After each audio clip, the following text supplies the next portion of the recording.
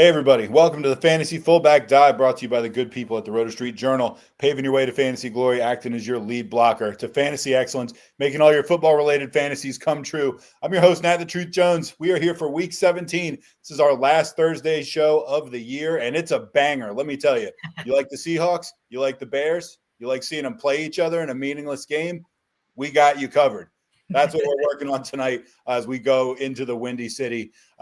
Seattle's going to be going to Chicago to play the Bears. Like I said, if you're still watching us right now, you are either in the fantasy finals, good job, maybe possibly looking for some fantasy third place money, also good job, or you're just a huge RSJ stan or a total degenerate or possibly both or possibly married to the Wolf or something like that. That's it. With me, as always, the Wolf of Roto Street himself. How you doing, man? I'm glad we could do this tonight. You missed my mom on the intro. My parents might be tuned in over there. Thanks, Mom. No, but it is always funny on Week 17 where I was like, who's going to show up this week? And it's either going to be the cream of the crop or the purest of pure degenerates. No real in between, and I love that. So we'll see what the numbers are. It's not really about numbers at this point. It's the last show for Thursday nights of the year. I'll be going live at 8 a.m. on Sunday for the last real sit-start stream. Maybe I'll go live just out of habit in Week 18, but you shouldn't be playing in Week 18 anyways. Of course, we'll have off-season content. You know, we can't stop. But really, it is crazy. Another season just like that, come and gone in a blink of an eye. And it's fittingly, I'm in the darkness over here. It's been a tough one for me in the sense of truth. And nobody wants to hear my fantasy woes. So no, we do. We know we have your questions. Fill up the mailbag, guys. Any thumbs up are always greatly appreciated. But tough season so far. I'm in 10 leagues like a psycho. I made 8 of 10 playoffs, made 6 of 10 semifinals. I'm exactly one final. It's against – I knocked Mo out in the RSJ regular annual league, redraft league. So that was nice to beat Mo and move on. So hopefully I can represent the company and just show you why I am the founder. So the only league you're playing for a championship in is the RSJ league. Yes, that's it. That's the only one I made. In theory, that's a very high level of competition, but still, I know that has to sting losing 5 out of 6 in the semis. I'll bet it was tough. Even Josh Allen – It's one of those things too. Josh Allen, like the classic, you have the bye week. Josh Allen puts up 44, and then you have him in your lineup. He puts 11, and you can't. Again, it's like, okay, I can't complain about Josh Allen. He had a monster year for me, but it's a tale as old of time. How many times when you have the bye? I was thinking about this year, and I might actually do it next year. If I'm in line for the bye and there's not a first place prize, I might actually tank to get to third place because I have never ever had the bye, been the 1 seed, and won a league. It never happens. I've won as a 1 seed one time. Have you? And I just had this unstoppable team, and it's just like it was a team of destiny, and I ran through. But yeah, I've had the 1 seed. I've had the 1 seed one more times and not won the title than I have had it and then won the title. I will say before we get into the news of the day, my buddy Willie, who is a regular and who messages all the time, he had Josh Allen, and he was in a position where he was almost certainly going to lose. And then he went into his final game, his final week. His opponent had Christian Watson, and Willie was up like 2.5 points. And I said to him, "You're probably going to lose, but Christian Watson's just one of those guys. He's got that stink on him." I was like, if you told me Christian Watson was going to have 0 catches, I wouldn't be shocked. Sure enough, the guy gets hurt, and Willie wins by 0.6. And is in the championship now. So Willie is probably tuning in right now. So if you're there, right, he's here. He's around. I'm sure we should make a list of guys where, like, if you need him to get like say 4 points, and you just wouldn't be shocked at all if they don't get it. And Christian Watson, I said going in, I was like, he's not going to do it, man. My most important or regular the week before the semifinals, that was the whole Darnell Mooney thing I was talking to you guys last week, where I was up 1.9 and Darnell Mooney got exactly 0. So I already had some blind luck on my side in my most important league, and it didn't end up squeaking through. I think the most heart-wrenching thing before we get into this, though, Truth, all the best ball drafts we do. And I loaded them up this year. I had my most successful year by a mile. And it's a gauntlet. You get 2 out of 12, move on. Then it's 1 out of 15, move on. And so when I got to that round, I think I had like 30 advance, and then I only got about 4 through that 1 of 15 gauntlet. I was like, all right, if I can get the next one is 1 out of 16. So I had these 4 pods left, and I had one team that was cooking, and it needed 24 points from Josh Jacobs on Monday Night Football. And it gets to the point he's at 18 points, a touchdown away. gets pushed out at the 1 yard line. Yes. Gets a handoff, gets stuffed at the 1 yard line. Then they hand it to some nobody. And later in the half, he gets vultured by a guy named Chris Brooks, and they rest him the entire second half because they're like, we're already killing this team. And so I just watched this one slip away where I had 3 chances at it. And then if not, I would have won $4K on the spot and would have been live for $1,500,000 this week. Like, oh, it's that close. A touchdown away and 3 stabs at it. And it literally lost by 6 points. Like it was. Yeah, I get it. It's a simulation, dude. It's a simulation meant to test our pain. I swear to God. Right, and it's finding out that we have pretty high pain tolerance because, man, it's rough. Like when I got eliminated, I was miserable. I hate losing to anybody, but at the same time, it was also kind of like a breath of fresh air. I was like, oh yeah, now I can just relax and watch this great Seahawks Bears game and just enjoy it for the football. Anyway, so with that said, let's get into the game. For all of you who are not experiencing immense pain right now and are in your finals, let's go. Thank you again so much. And for listening to this is also therapy for me. I have to get it off, and nobody else cares. Nobody cares. Even you guys probably don't care. But if somebody cares, it's going to be you fantasy fans out there. So had to air my grievances. That best ball one was a particular just like final steel toe kick to the balls right at the end of the season. I was so excited to potentially have a shot at $1 million, but maybe next year. I feel really good about how much better I got this year and how much further on. To be a touchdown away from that shot, like now I know I can do it, and next year will be that year. But thank you again so much. You guys that are here asking questions do have your own championships to pursue. So the rest of the time is dedicated to you guys, your questions, and our quick little preview of this game. I assume this one will go pretty quickly. So then we can either leave early or we can just shoot the shit until 8:15, whatever urge hits us. Let's get into it. The Seahawks are 3.5-point favorites going to Chicago. The over-under sits at a meager 43.5 points. And how do you see this one, Wolf? I mean, the Seahawks still have a tiny little bit to play for here. They're not great odds to make the playoffs, but if the Rams slip up, they do have a shot to still win that division and ultimately even get as high as like a 3 to 4 seed in the playoffs.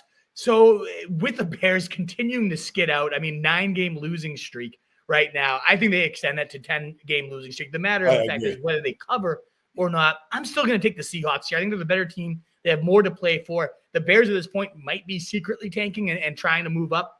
It is crazy that the Bears have lost 9 straight and they're still only the 7th to 10th pick in the NFL draft. There's so many bad teams in the NFL this year. It's absolutely insane. Bad. It's worth noting also, and I'm by no means stumping for the Bears here because they're terrible. They very quietly have managed to just lose 9 games in a row, and it looks like it'll probably be 10 before it's said and done. But the big buzz this week, and if anyone's been paying attention for the year, they would have picked up on it before this week. But that division is just a murderer's row. Yeah, they're just killing everybody. I think that what do the other 3 teams have 8 losses combined on the year or something, and half of them are against each other.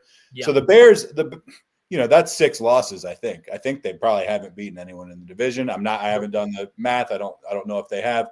But yeah, they've had a rough go of it this year. They're going to have to get better fast if they want to compete in that division.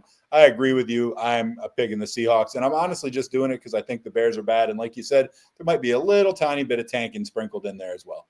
Yeah. If you look at the betting trends too, courtesy ESPN, Seahawks 4 straight covers as on the road, 4 straight games against teams with losing records they've covered, but they are only 1-5 against the spread as favorites this season and 5-10 as road favorites over the last 4 years as well. So some trends that favor them, some trends that don't, typically how it goes here. But I do think they ultimately pick this one out and the Bears ultimately lose. But yeah, the NFC North too, just as a preview for my playoff predictions, it's going to be certainly the Lions, but Lions, Vikings, or Packers. I'd be stunned if it's not one of those 3. And honestly, it wouldn't surprise me at all if it is the Packers. A team that I really like them a ton. So yeah, it's crazy. I think it's definitely the NFC's coming through the NFC North. I know it's like a 50-50 shot at that point, but it's truly the cream of the crop. I don't see anybody. I don't really like I'm trying to think of an NFC team left other than them that I like definitively more than them. Eagles, maybe, but I don't. They were who came to mind, and honestly, I'm not sure I'd pick the Eagles against any of those 3 teams. Maybe in Philly, I don't know. Certainly not on the road with any of them. So anyway, I think the divisional round, we're going to see 3 of the NFC. They're going to be a 5 and 6 seed, probably the Packers and Vikings or whatever order that is. and those teams are going to knock off whoever they're facing, in my opinion. Agreed. Yeah. Before we get into the injury news and stuff, we do have a super chat. And Wolf, I have to run for a second. I'll be right back.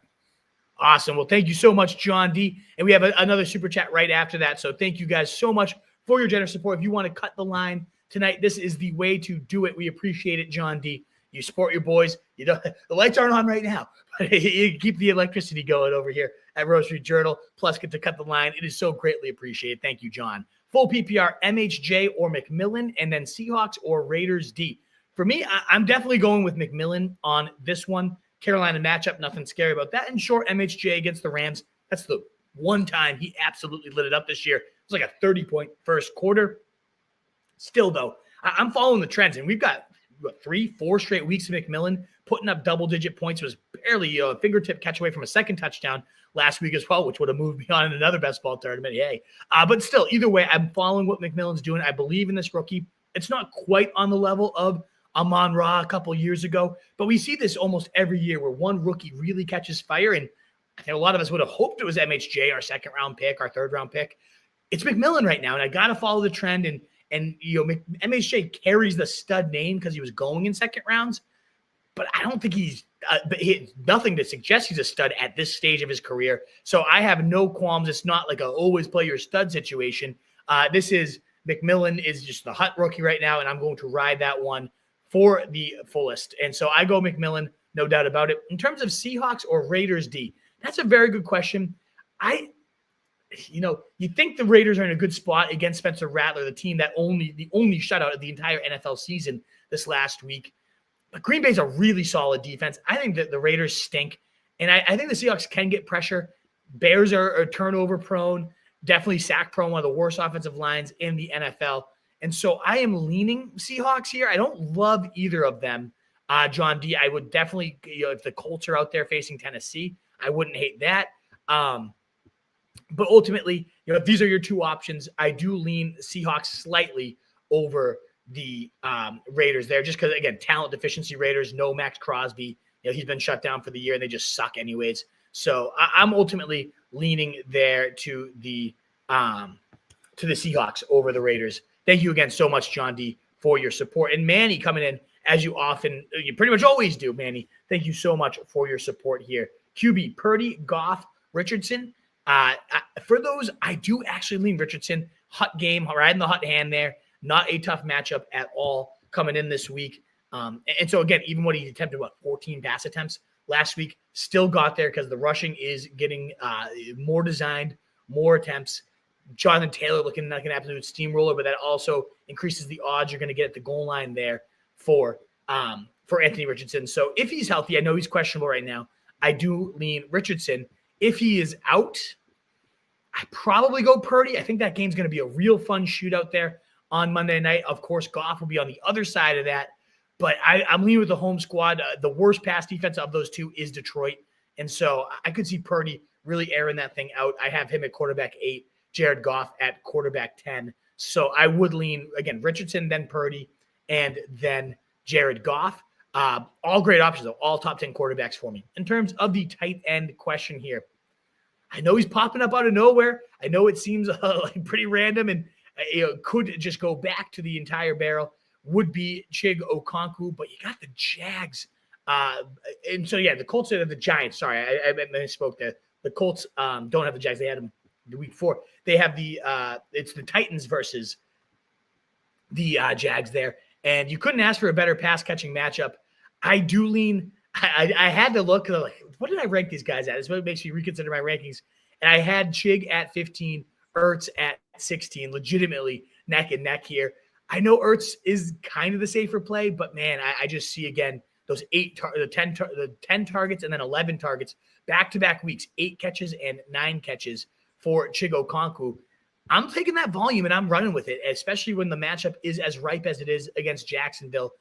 I'm kind of thinking I'm a little too low on Chig. I'd rather have him than Kincaid at this point, probably even over Ferguson in a tough matchup against Philly. I'll draw the line at talking crap, but I'm bumping Chig Okonkwo up to my 10 and 13 the way you are making me think about this one. And sure, Ertz is fine. Again, high floor option, had a bunch of good weeks in a row before getting hurt, but he got hurt and he's been kind of sketchy since then. And kind of funny that you also have the Seahawks versus the Raiders for a defensive question. That was the first super chat we had, Truth, was McMillan or MHJ, Seahawks or Raiders D.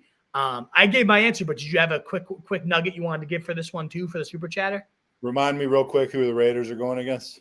The Raiders, it is a good matchup.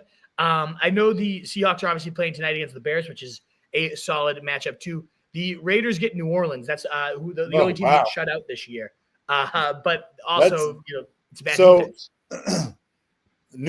Generally, I would jump on anybody going against New Orleans. But it's not like I think the Raiders D is actually any good. So I would probably still lean Seahawks. How about you?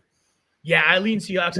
And I thought it was closer in my rankings than it actually ends up being. I actually have the Seahawks all the way up at 5 and the Raiders at 14. I'm lower on the Raiders than most. I know I'm about 5 spots below the ECR on them, but I still feel good about the Seahawks tonight. This is a bad Bears team, and they are desperate for a win. So, yeah, I'm leaning Seahawks, John D. In terms of MHJ or McMillan, did you have a leaning there? I have a guy I prefer.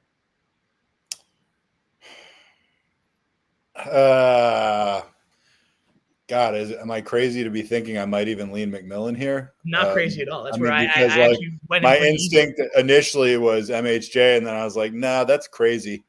It's not like I love McMillan, but I think I'd lean McMillan. He's got 4 straight really good games, whereas MHJ has had maybe 2 good games all year. One of them was, granted, against this Rams team, but Kyler's been awful lately. It's pure. Kyler's been bad. Pure name value for MHJ, and it's a name that's like, why is it name value? He's a rookie who hasn't done anything in this league yet. Yeah, his name value comes from him going in second rounds of fantasy drafts. Myself included, I did like the guy. I took him in plenty of best ball drafts, but the dude has shown nothing. In terms of this one, this was a tough one. But yeah, we both agree Seahawks over Raiders D. I went Okonkwo over Ertz. I know Ertz is a bit more safer, but I went with the upside of Okonkwo. What about these 3 quarterbacks? So this was a tough one. I have them all in my top 10, but very closely rated. I have 1-7, 1-8, and 1-10. At the end of the day, I would probably say Goff. Yeah. But, what do you think? I ended up going Richardson. I know he's probably the riskiest of these two. Like if one of these guys, I just could not bring myself to. I know, and that's what I have Richardson highest of these guys. But when push comes to shove, it's like my championship's on the line. He's the only one. Like one of Purdy and Goff, they're both going to get you 18, and they do have those 25 to 30 point ceilings too. Whereas like Richardson, if one of these guys was just going to completely abandon you, it would probably be Richardson. So with that in mind, I am going to bump him down my rankings below Goff, below Purdy, because it does make me think it twice. Like, yeah, does he have the higher ceiling than these against the Giants, especially? Sure, he could steamroll them. But if it ends up being Jonathan Taylor, who I think Richardson had 20 points and Taylor had 40 last week, so maybe we could get something like that again. But I do think there's just similar ceilings to all 3 of these guys. Way lower floor with Richardson, so I am bumping him down. In hindsight, I think that's a good way to think look at to me, it's just look at the Lions' offense, man. I mean, there's just so many, especially with Montgomery now out, capping a little bit. Just they're like incredible, just like on the ground game. Gibbs is obviously a great rusher, but he can also really hurt you on the pass. I just think there's a lot of avenues for the Lions to kill you, and they're also the type of team that just like. They're up, we're up 40-7. Okay, we're going to go for it on 4th down. So all things being equal, like I'll take that offense. Could get burned, but that's my thinking. I think it's fair thinking. I do lean Purdy slightly more. Just again, the pass defense in general for the Lions is just so banged up, and you can just move this ball on them with quite ease at this point. Yeah, but that's part of why I like them.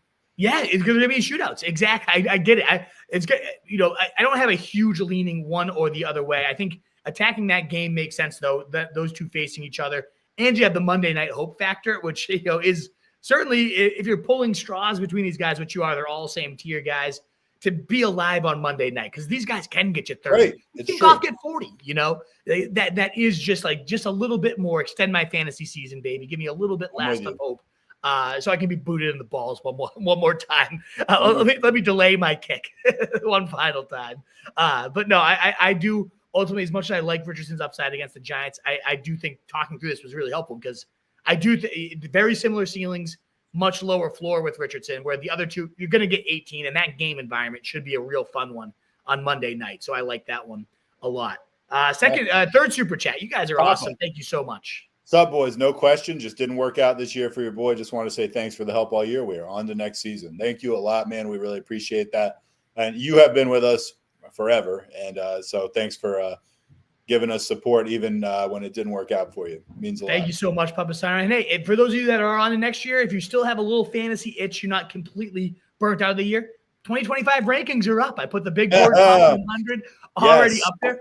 I will say, like, ranking the top 40 players, I got so excited again. I was just like, there are the first couple rounds, there are so many good players. Like, I cannot wait to draft next year.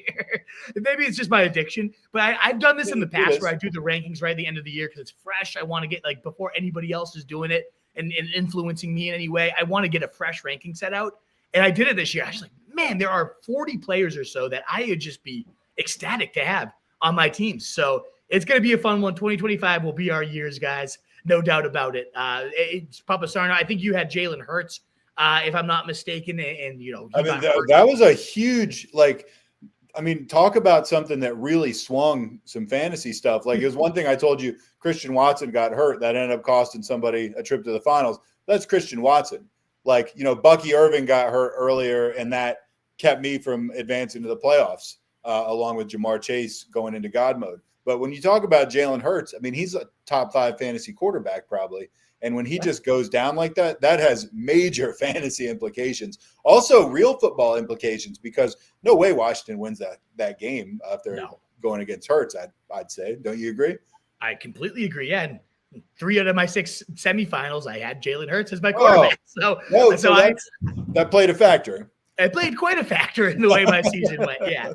You know, you hate to blame injuries, but it absolutely, when you get 4 points of a guy that was cruising in the game, you know, ready to put up a 25-pointer, boom. It just, yeah, absolutely. In those games, most of them, one of them, it's like, I probably can't blame it. I probably was going to, the guy just went bananas, Jonathan Taylor, you know, Hurts would have made a difference, but in the other two, yeah, like it probably is the tilting factor, and it just sucks. It is what it is. You know, you can only do what you can do. But yeah, Sarno, thank you so much for showing your support, even though it wasn't the year. It wasn't my year either. I mean, it's so tough to say that, though. Like, when you make 6 semifinals out of 10 leagues, it's like, yeah, like, it does sometimes just come down to luck. And once you get to the playoffs, like, making that many semis, I do think it's skill. But sometimes just getting it to the finals.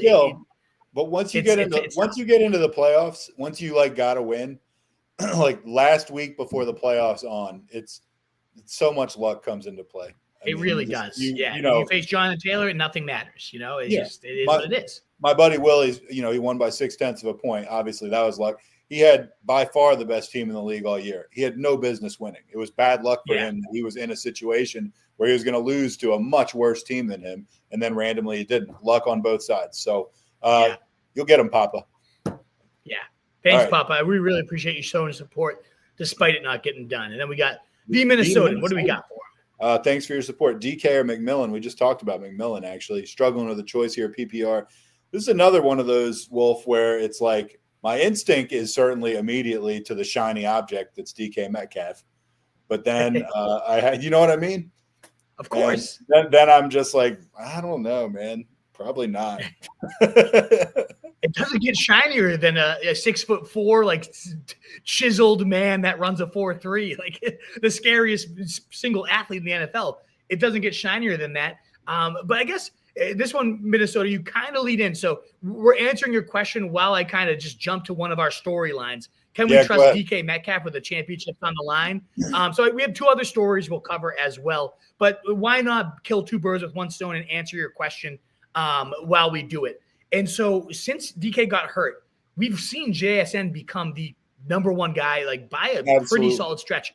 He's returned. DK returned in week 11, and over that 6-game span, JSN has outscored him in every single week. There's not been a single time DK has had a better fantasy day than Jackson Smith-Njigba over that span. Not only that, but it's been actually pretty rough in that span, whereas DK's averaging just 10.2 full PPR points compared to 19.2 full PPR points for JSN. Yes, he had that touchdown last week, got deep. We have been seeing the Bears lately. JMO getting deep against him, 5 for 143 and a touchdown last week. ASB. Monra still had 16, but JMO was the cream of the crop. The week before that, Jefferson had 16.8. The week before that, 24 for Juwan. So, like, we've got 3 weeks in a row where the Bears are showing some holes in the pass defense. Jalen Johnson's been hurt for them. But even still, it's just been a really rough stretch for DK since JSN has really started to emerge as the clear-cut number one guy here. And there have been a couple games where, DK may have seen another target than JSN. But overall, like JSN's just doing so much more with the work. He's getting far more of those guaranteed layup looks as well. So with the championships on the line, like I really don't want to trust DK Metcalf. He is the classic. I kind of tweeted this out right before we went live, so I don't know if anybody from Twitter is also seeing this. It's like DK Metcalf on your bench, 10 catches, 140 yards, 2 touchdowns. In your lineup, 3 catches for 38. Like he's that classic type of guy that if you put him in, he's going to screw you. You put him on your bench, he's going to screw you. He's that mold. He's that mold of player, unfortunately. But I would be benching him for McMillan. Like that is so to bring back your question, I agree. Minnesotan. I love McMillan. This man is absolutely cruising these last 4 weeks. The clear cut, you have 3 weeks in a row. He's had well above 23% first read target share. They're designing a ton of stuff for him. He's gone back to back weeks with like the highest yards per route run of his career. We're seeing just a young guy blossom before our eyes. And you got a Carolina matchup that scares nobody at all. That game could be a sneaky fun. Like the Panthers offense showing some life gives that a little bit of upside too. So I love what McMillan's doing, and I'm not benching this guy. He's got a touchdown now in 4 touchdowns across his last 3 games. I'm going to keep riding that hot hand. He's been a top 20 wide receiver for 3 straight weeks, and I'm not benching him. So yeah, I'm going McMillan over DK. How crazy is that, truth though? Like, am I nuts? No, I mean it's crazy because I agree with you, and you know that we're both just huge DK fans. I mean, we really are. Huge. Like, I would give like a close call to this guy, but to me, it's almost not even a close call. If not for his name, and if not for what we've seen him do, and if not for chasing Buda Baker down like a dog, like which still kind of gives me goosebumps even watching that now. Oh, yeah. I'm just like, oh God. I think we used that as a basis for one of our hypotheticals that we used to do.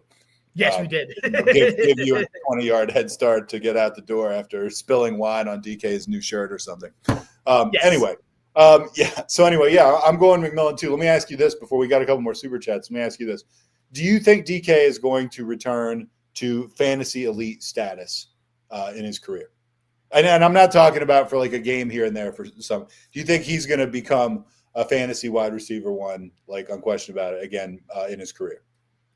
I don't think it happens in Seattle. If we get like a random salary cap trade thing, or I think he's still made of the stuff of a true wide receiver one. But truth be told, like he's always been a bit boom or busty. Like the final numbers are always in that top 15 range, but it's a few 40-point days are mixed in, and there's a lot of duds in there. And then now that we're seeing the emergence of JSN, who just is looking like a much more complete, more sound route runner, just a more reliable chain mover than DK ever will be. I don't think we are. If it's with the Seahawks, at least, he's not going to overtake JSN. I do think this is a very real takeover. JSN was an elite prospect last year. It took a little while to get going. You look at whose play caller was the guy that couldn't make anything happen with the 3 best receivers in the league with the Bears. The awful play calling there. Shane Waldron ruined JSN last year. Now we've finally seen what this guy can do. I think Jason's the clear number one moving forward. So as long as he's in Seattle, I think it's DK's not going to be ranked. I'm trying to think where I even ranked him on the 2025 big board. Well, I agree with you completely. My first thought is this guy seems like he's ready for a trade. And let me tell you, somebody's going to empty the bank for this guy. Sure. Somebody's going to, and it is possible, maybe even likely, that depending on where he lands, he could just be an absolute monster, like the likes of which we've just about never seen, like Calvin Johnson or something. But imagine if he goes to play with Josh Allen, of course, that'd be bananas. I think in Seattle, like it's kind of run its course. He's going to be good, not great. I think you're right. I think it's about. It might be a good time, like if you guys play dynasty leagues out there, just to kick the tires as to what DK would cost, because he is starting to move. I believe he's like 28, 29. It's kind of that range where a lot of people want to get rid of their prospects. But yeah, what if he does get traded to one of these elite offensive environments? I don't think he's ever going to truly like Calvin. He'll never get to that level just because he's not the route runner of those guys. He does have a more limited tree. But man, like he could with the right quarterback be a 15 to 20 touchdown guy, right? Well, tell me you wouldn't like to see Drake May get to throw to that guy. I would squirt everybody. Yes, of course. Like that would be elite if we could get DK Metcalf over here in a Patriots uniform. I would die for that. Yes, absolutely. Just making sure. But all I have to say, play Jalen McMillan tonight over him. I truly believe that too. I agree I would with that definitely too. play Jalen McMillan in fantasy tonight. If this wasn't such a crap game and if it wasn't the last one of the year, I wouldn't have just taken 10 minutes doing that. But I feel like these are like questions we've had for each other like all year, and we haven't had the opportunity to do it. So we're just kind of letting it all hang out tonight. Yeah. I skipped one. You missed our guy, Danny A. My bad. Danny A. Pick 2 Neighbors if he's in. Jennings, Chuba at Tampa Bay. I can't bench Chuba coming off a 30-point day. No, Jonathan Brooks, clear future back. Been phenomenal all year. I'm going Chuba. There are some like game flow, in wins versus losses. It's almost like a 10-point discrepancy in what he scores, but they could certainly sneak something over Tampa Bay. And even if they don't win, it's going to be a tight enough game that Chuba should be involved. And so I played Chuba for sure. The Neighbors versus Jennings one is a very tricky one, in my opinion. I lean Neighbors because he's had 10 targets in pretty much every single game, 10 or more.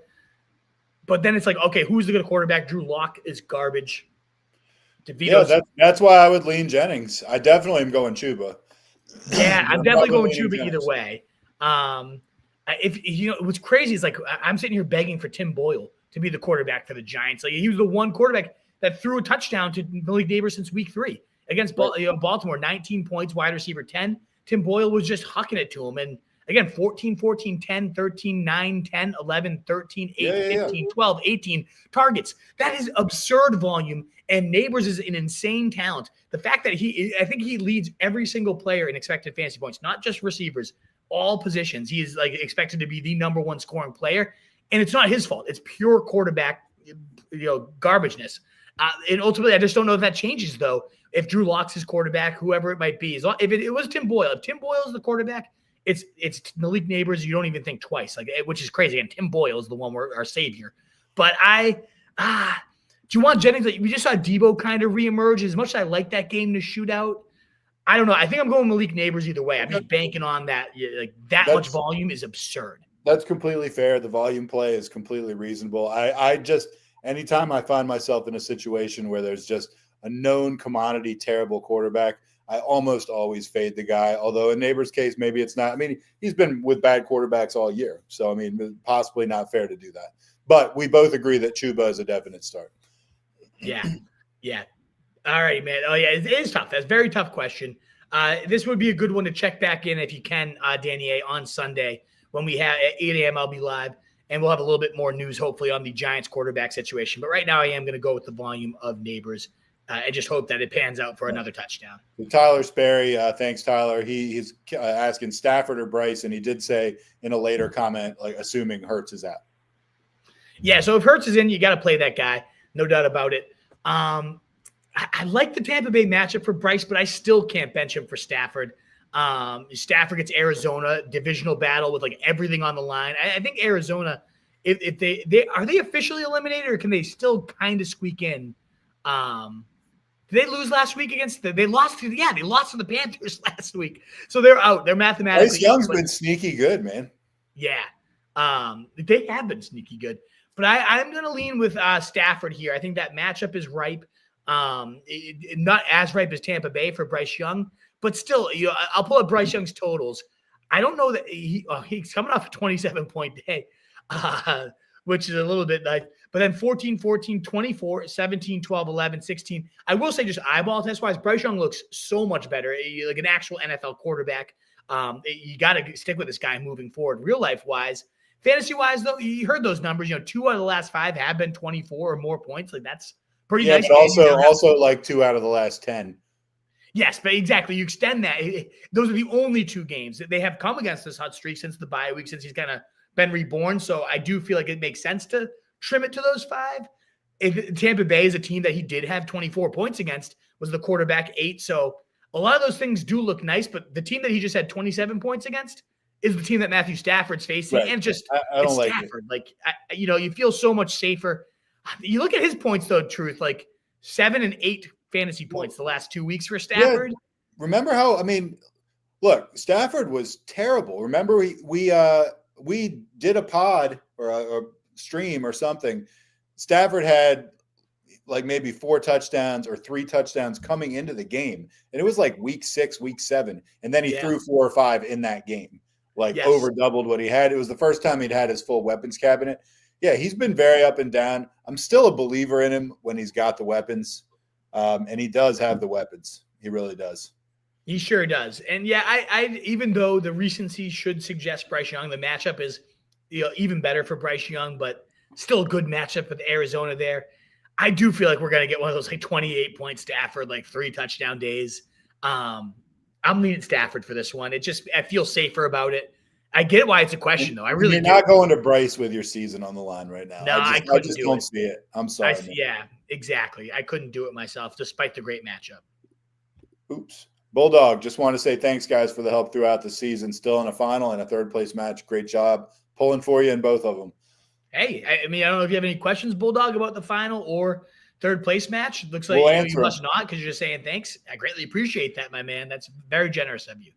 C-Dog, DK, Jennings, or, I hate pronouncing that guy's name. Dorendo. Right. I'm leaning Jennings for this one. It's not DK. And again, it's one of those situations you bench DK. But he's shiny, though. He's shiny. So shiny. And it's Thursday night, and you're like, all right, what more could make this game fun than having DK? But again, just to bring it up, 10.2 points per game. This is PPR, which you play, full PPR. 10.2 points per game in those 6 weeks since he returned. And JSN has kind of became that clear number one. Multiple games outside the top 40 wide receivers. Just hasn't been great for DK lately. So if I'm going, I'd rather wait for that Monday night game. You give yourself a little bit of Monday night hope. I like both of these options. It is a very good Detroit run D, or it has been all year. Since these injuries struck, it has definitely taken a toll on them. And Guarendo's been very, very good as the starter. I don't know, Drew. This is a very tough question for me. Which way are you leaning? I'll make an ultimate call, but I want to know which way you're going. I'm leaning Jennings. I leaned Jennings in one of the last ones where you actually picked against him, although I thought you had a pretty good case for Neighbors. But I feel more confident leaning Jennings on this one. What do you think? Yeah, I do too. As of this exact moment, I actually do realize as we're speaking, though, I don't have Guarendo even ranked because there was some questions about whether he was going to be back ready to play. He's playing, so I'm going to re-rank him right now so you at least know where he is among my running backs.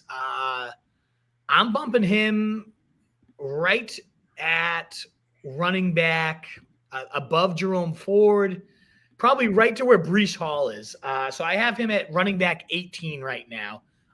So I do really like Guarendo. I don't know. This is Jennings, like, again, he seems due for a blow up, but Debo just was lighting it up last week. Debo was really good last week. And Jennings has been, as somebody who has him, he's been quite underwhelming. And some of it you can blame on weather. But last week there was really no excuses. And he just had 51 yards on 6 targets, 4 catches. The week before that, 9 targets, only catches 2 of them. 21 points the week before that. But like, you can run on the Lions too. I mean, yeah, especially with these injuries right now. You're kind of starting to talk me into the other guy. If Debo didn't look as good as Debo looked last week, I would probably be like, all right, Jennings is the clear number 1 still, but I just don't know that that's still Jennings. I think he'll probably catch a touchdown. I think he'll probably have a good day, but we're talking about Guarendo. In his starts, he's been all 3 of them. He's been top 10 running back. Give me his 3 starts numbers. So I think one of them was like only 13 points. Here, I'll hit you with them real quick. The game logs. So any game that he's played 60% or more of the snaps on the year. Does he say the scoring, by the way? I want to make sure a full PPR here. So let me switch it to full because that does make it closer for Jennings. Because Guarendo, he can catch, but he doesn't get a ton of targets. So full PPR Guarendo. So his first 60% snap game was against Dallas. He had 19.2 points, was the running back 10. His next full allotment, he had 26.8 points, 2 touchdowns, was the running back 2. And then against the Rams the next week, he got the start. It was that horrible, like, rain everywhere Thursday night game that just gave everybody blue balls. But he still came through with 11.5 PPR points, running back 24. So he's had running back 10, running back 2, and running back 24 on the resume for Isaac Guarendo here. So when you break it down like that, I mean, Jennings is going to have like a not just like I caught a touchdown. He's going to have like a legit big game to probably outperform this guy. All right, let's go with him. I'm going Guarendo unless there's like any hesitation and he's banged up right now. But yeah, he's again top 24 running back, all 3 starts. 2 of the 3 have been top 10. One of them was running back 2. in full If you PPR. got to, we got to go with past performance here, and it's consistent. Let's do it. Let's go with it. And Patrick Taylor looked horrible. He got the start last week. I wrote a lot about him, hoping it was just a San Fran 49ers. Anybody can thrive in that. Nah, that's not how it goes. Garendo is a talented guy. We're talking about a guy, he's 6'1", like 220 pounds. He runs a 4.3, 9.99 RAS score, like top, 20 of all time athlete type of thing. Elite speed and size. Perfect for this. So I like dimensions you just gave. Like that's very close to what my dimensions are, but I'll bet he's built slightly differently than me. Just a little bit. I don't know if you have quite the 4.3 speed anymore, Truth. No, not anymore. Even in my prime, I did not have the 4.3 speed. I was speedy, but not that speedy. No, but he's got me by probably 10 pounds, and I'll bet he's got a lot more muscle. Absolutely. They don't usually look for running backs with just beer guts. All right. I love it. Well, that wraps up the super chats as far as I can see so far. 540, not better turnout than I honestly expected for the championship week. I figured, a lot of people knocked out, not tuning in, but hey, we'll take it. A free way to help your boys out, though, is that thumbs up button. Gets us out to more people. The thumbs up, the heart, the shares, all the retweets, all that stuff does truly get us out to more people. We will be hitting the regularly scheduled mailbag after just 2 storylines. We already, again, covered the Can We Trust DK Metcalf. I'm leaning towards no. If you're in your championship, you probably have a couple options that are in my top 30, and DK is just outside my top 30. But, of course, let us know if you do have a question on DK. You can at least use us as these idiots told me to bench him when he goes off for 40 tonight. Absolve yourself. I don't love him tonight. I really don't. It scares the living crap out of me. And last week I recommended people to bench him, and he caught that, the second play of the game, he caught a touchdown. I was like, well, this is I feel so bad. And ultimately, he had one other catch the rest of the game. He got to 13 points. It was a fine day, but it didn't end up killing you. We haven't seen that from DK in quite some time. It's certainly not since JSN became the guy. So I am not trusting him on the line. The other questions, though, let's dive into those. Zach Charbonnet is a must start, correct? Is he? Absolutely, he's a must start. Yeah, he's had 4 games without Ken Walker this year. 15 points, running back 12, 95% of the snaps. 24 points, running back 6, 85% of the snaps.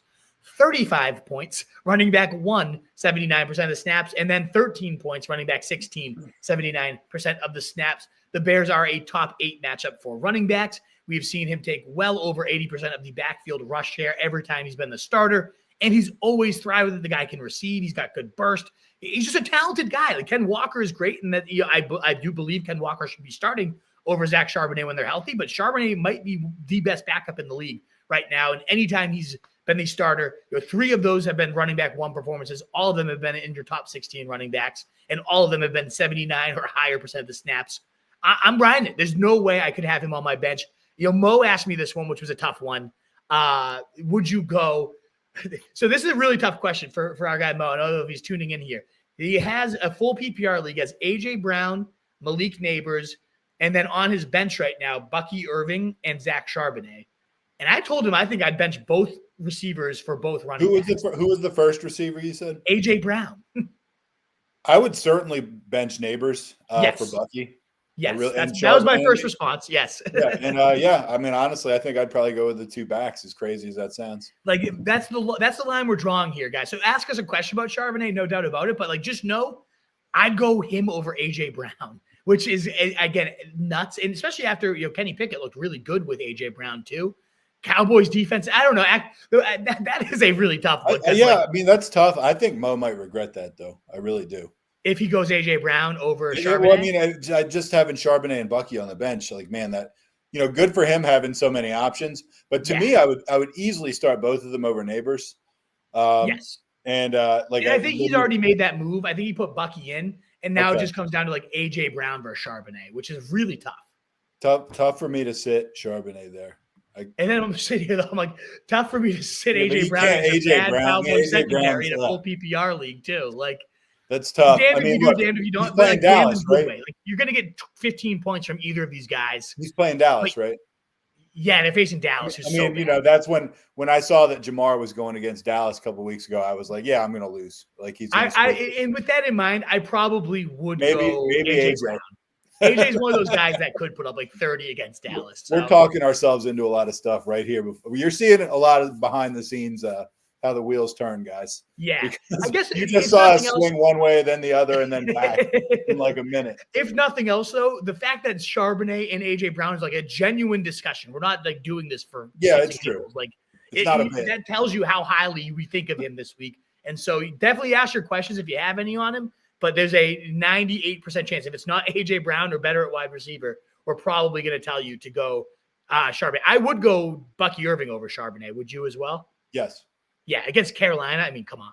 I love so Bucky, good. Though. Even though he almost lugged me to my finals in the Feds too. Like it was damn close because even though he screwed me when I needed him, I love Bucky. Yeah, he's the best, dude. I will have him on every team next year. Oh, we have a super chat. Sorry, real quick before we hit question 2, Levi threw us a few bucks and he says, Wolf, we had a great run last season. Last question for the season, and I appreciate the help. Playing for third place, PPR, Kittle, Cup, London, leaning Kittle. What do you think, Wolf?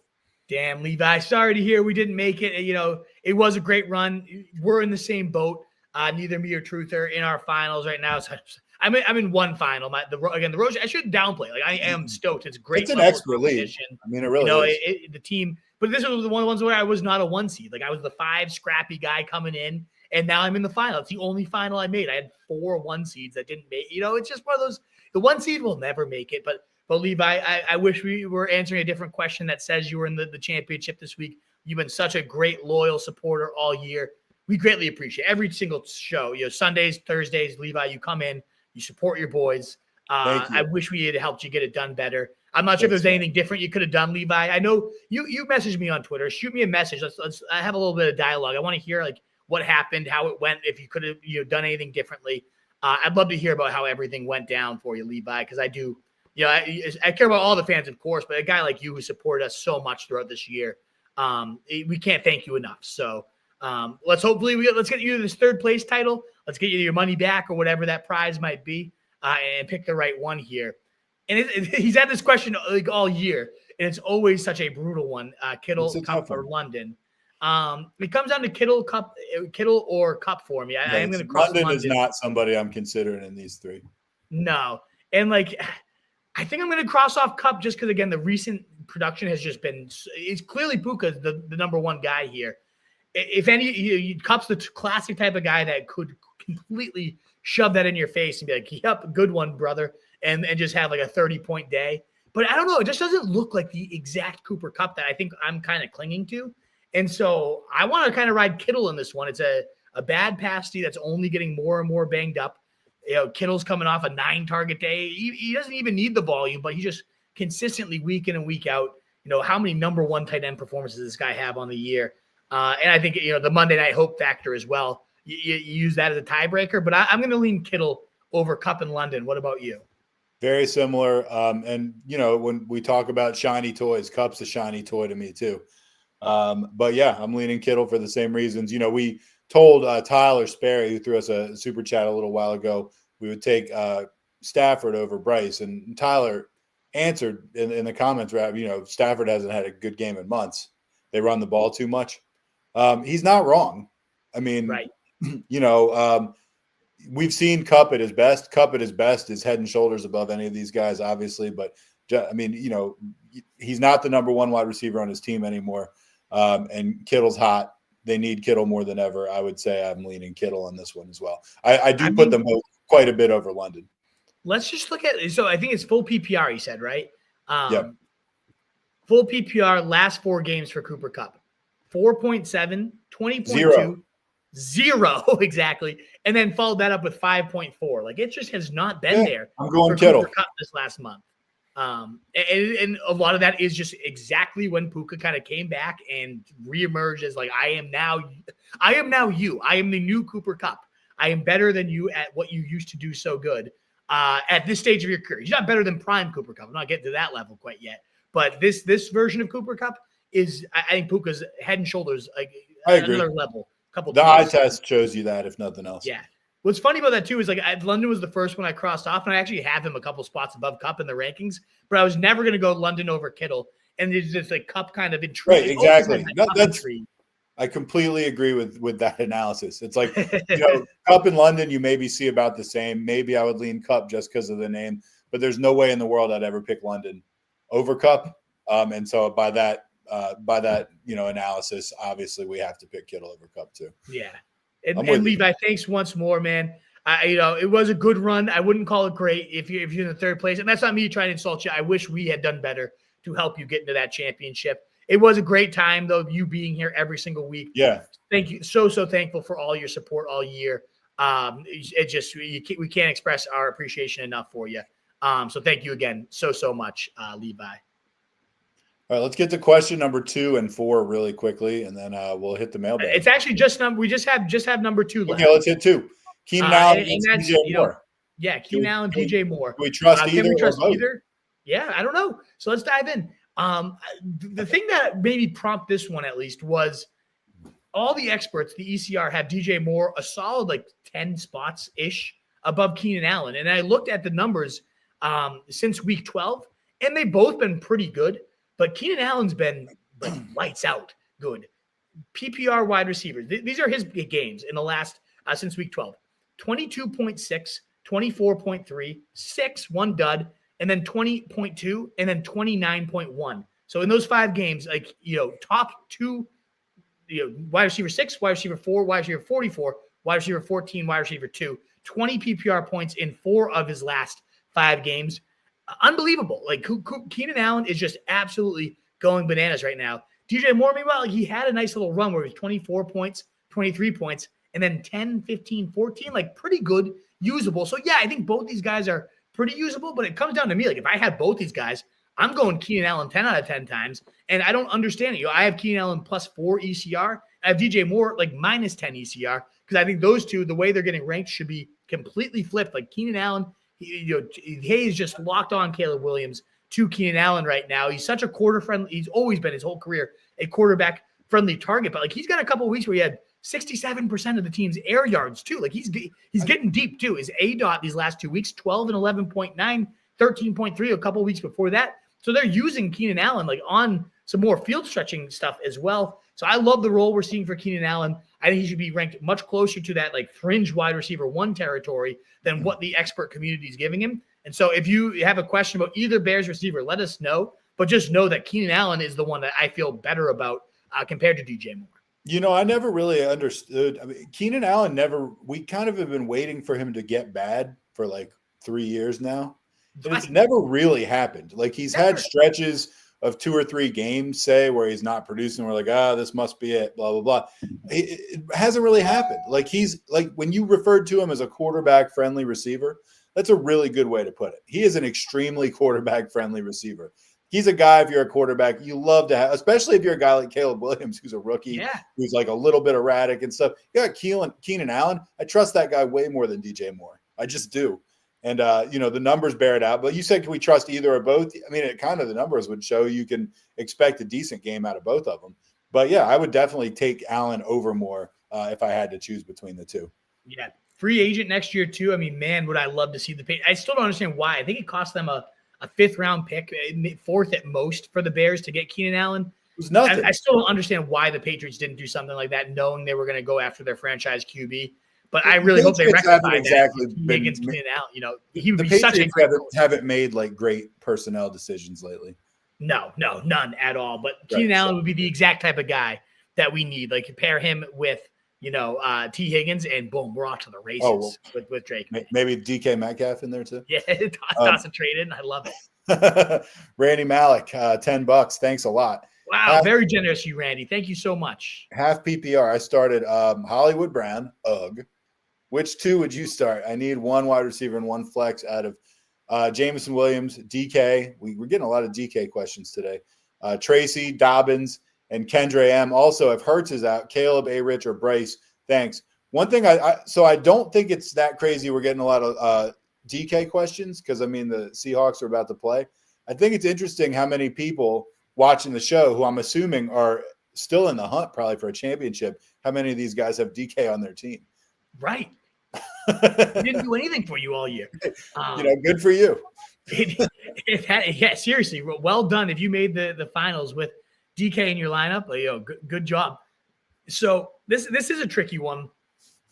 I think the reason we're getting so many questions on him too is everybody wants permission to bench him because it is you want someone else to. Right, we want to like that idiot Roto Street show told me to bench him, and now he went off for 40. So you have somebody else to pass the blame on, and that's what we're here for. I'm not like bemoaning it. That's our job. The numbers bear out that you probably shouldn't play Metcalf. Although when I look at these options, he's given us $10 to give him permission to put this guy exactly. And we I look at this though. I do wonder. I know Marquise Brown was coming off like a 5-target day, 5-catch day. But still, they're getting his feet wet. Whatever the pass of the passer, and I don't mean to make you relive it. Right. I would have said that the 3 top options here are clear and away: Jameson, Tracy, and Metcalf. Like I do think Metcalf would definitely have been above Marquise Brown for me. But now we have to chop one of those 3 between Jameson, Metcalf, and Tracy. To me, I'm definitely playing J-Mo. I mean, we're coming off like 140 touchdown. Guys been cooking. Monday night shootout feel. I got to go with J-Mo in that situation. And then Tracy, I mean, coming off a 15-point day, one of the only guys that maybe benefits a little bit from Drew Lock because he just checks it down like an absolute, just dink and dunk down the field with Tracy. So, I probably, gun to my head, lean playing J-Mo and Tracy and benching DK, who is the clear third to me. Dobbins, if he plays, it's like, you got Gus Edwards out, so it's like, that does get a little interesting. Yeah, Dobbins made me at least raise an eyebrow. But that's, man. And I was going to say, you could ask us on Sunday, but that's going to actually be the Saturday game, and I don't think I have a Saturday in the this trip. And you got DK. You got to make the decision now. I think either way, I'm going to bench DK. Because that gives you the avenue. Like J-Mo's the lock here for me. You got to play receiver. It's DK versus J-Mo, and I'm playing J-Mo. And so I'd rather just bench DK and kind of see how this news develops. Because if Dobbins is in and they're like, yeah, he's going to be a full go. I mean, this guy was a top 12 running back all year while he was healthy, and I probably would play him over Tracy, assuming there's no limitations. But I do think, typically coming back from the IR, we've seen guys worked in slowly. Kamani Vidal gets a little bit more work there. We don't even know if Dobbins ends up playing. I think you're probably leaning Tracy and J-Mo either way, but I'm just not playing Metcalf tonight so I can at least see how the news is shaking out. And either way, I probably would rather have Tracy anyways. Whether or not the news pans out for Dobbins, I think I still would rather have Tracy in my lineup. He's been so good, and I get there's been a couple duds mixed in there, but he is the one guy that is a little bit quarterback proof here. And at least last week, we started to see them phasing out Singletary, where we were a little worried after a couple of those fumbles. Singletary was mixing in a little bit more than anybody would have wanted. They've gone back to like, okay, we're evaluating our rookies. Let's feed our guys. So I feel good about Tracy moving forward. So I like J-Mo. I like Tracy. It's a bad Indy run D as well, too. So yeah, I'm going to go J-Mo and Tracy, unless barring like a report that Dobbins is full go right off the jump. I would lean J-Mo and Tracy here. What about you, Truth? Yeah, I mean, kind of similar logic. I look at it and I was like, my first thought was that maybe DK was third on my list. And then I actually went the same way as you. I was like, I like J-Mo and Tracy. But then I said this earlier. I don't know if you heard me when it was while you were talking. I said Dobbins made me at least kind of do a double take. Made me kind of like raise my eyebrow and be like, yeah, maybe. I mean, he did. He made me take a look at him. We're at the bar. I look over, I see Dobbins, I look away, and then I kind of am like, right. But I agree with you. No matter what, be sitting there alone, JK. Right. I mean, there's an open stool right here. Anyway, Metcalf, I agree. You can't start him with these options. I don't know what Dobbins' deal is going to be, but I'm definitely starting Jameson, and I would probably lean Tracy also, although Dobbins could still get my attention, I guess. Yeah. And for the quarterback issue, so I think we're in full alignment there. I do think Richardson's one Caleb you'd have to play tonight. I'm not going to play him. I'd rather wait out and see if I get to Hurts. No doubt about it. I do have Richardson a bit above Bryce Young. Again, 27-point day last time out, 24 against the Tampa Bay Bucs he faces. Those are also the only 220-plus days he had, whereas Richardson at least has quite a few more and gets a good matchup against the Giants where he should just be able to steamroll them. And he's just looking much better these last few weeks, at least in terms of the amount of the designed runs they're giving him. So I do lean A-Rich if Hurts is out, but I would either way want to wait this one out to see if Hurts plays. And I would pivot to A-Rich. Randy, shoot me a message at Rose Street Wolf as well, too. Like, it is a $10 super chat. Part of it is probably to get permission to bench Metcalf. But if he goes off for like 20 points tonight, I will Venmo you back your $10. Like, I don't want to be you pay me to. I don't want that on me, man. I don't want that on me. So if you end up playing, let me know what you do either way, Randy. I would be benching Metcalf if I was in your shoes. But either way, I don't want you to pay $10 and then have me get it wrong for it. So, you shoot me a DM at Rose Street Wolf, say, this is Randy. Let's see how this goes. If he blows up, I will Venmo you. We'll figure it out. Because I do not want you to pay me $10 and then Metcalf just ruins your season. I would feel horrible. At least I could refund it. I want you to win, With that said, I'd be happy to refund you if Randy, the Wolf's a good guy and he will do that. With that said, I agree. I think it's the right move. So we'll see what happens. Obviously, a lot of variance with a guy like DK with that sort of talent. But I agree. I think you bench him. Yeah, thank you so much, Randy. Very, very generous support here. If I'm not mistaken, I don't know if I've seen that name here before. And so if there's any other new people, I know it's the end of the year, but we'd love to have you subscribe. We didn't make quite to our 5K, but we did join, about 1,200, 1,300 new people. Very successful year as a whole. So we greatly appreciate all of you guys that are tuned in. A lot of you that have been here all year. So greatly appreciate it for sure. But any new people that we can get to jump in, we'll be doing off-season stuff. And we'd love to have you along for the ride. So please do consider subscribing. I think we're primed and ready for the rest of the mailbag, right? All right, let's hit the mailbag. We got 40 minutes before kickoff. We'll try to be done in 35, something like that. Yeah. Nicholas says, in championship, do I start DJ Moore over Cup? Yes. Should I pick up anyone over him? Thank you. Happy New Year. Yeah. Do you think you go DJ Moore? I mean, he's definitely been much more consistent. I think that it's hard for me, man. You know how I feel about Cooper Kupp, but I mean, you just read me DJ's past numbers and we read Kupp's past numbers. And yeah, I think maybe I go DJ. You said you read Kupp's 4 last games. They were just so bad. They were so bad. I know, but he's got a 20-pointer in there, and he's got a 20-pointer. But DJ had 2 20s, and then his bad games were like 15, 14, 16. Yeah, I think that's a really good, fair point. I don't know, man. Look, if you told me at any point, I was going to say like a week ago, 2 weeks ago, how about any point in my life that I would have said start DJ Moore over Kupp in the championship, I would have said you're out of your fucking mind. There's no way I would ever say that, but I really am leaning that way. Is it crazy? Is that nuts? Not based on the numbers. I think it is us kind of clinging to a version of Kupp that isn't really there anymore and certainly was not contending with a Puka Nacua monster alongside of him. So yeah, I'm still riding. I'm still riding 3 years ago or whatever, getting the Stafford Kupp stack for like $9 or something at the auction and just riding. You crushed it that year. And I had CMC that year too, and he got hurt in like week 2. Of course he did. Loser. Yeah, of course he did. But I'm still, you know how it is. You know how you ride OBJ. Didn't you ride him for a long time? I was always on Beckham for a while. Yeah, but I mean, didn't he like really come through for you one year, and then you were just all up his ass? That was the last title I won in my main league. 6 years after that, even when I was out on him and I cut my teeth on the whole Tyreek prediction, you were still all over OBJ because of what he did for you, and I get it because of that, and that's why like I'm never going to be able to see Kupp objectively, and so I need your help with this. I kind of feel like DJ Moore might be the guy. I get it though. I had Kupp, and not my main league, but in a couple leagues that year, and like it's hard for me to see him objectively too. But yeah, looking at the numbers we read, I probably do play DJ Moore. And it sounds like that's where you were leaning, Nicholas. So I was, yeah. I go with it. The numbers do make sense, and that was a good point. Like, yeah, I was like, yeah, Kupp had a 20-point day though, and you're like, yeah, but DJ Moore had 2 of them, and his floor was way better. So yeah, I go with DJ Moore. His floor was like 14 to 15 points higher than Kupp's. Yeah, I'm bumping Kupp down the rankings. I have to do it. He just has not been doing anything. And famous last words, 30-point day coming up. But yeah, and Happy New Year to you too, Nicholas. Thank you so much.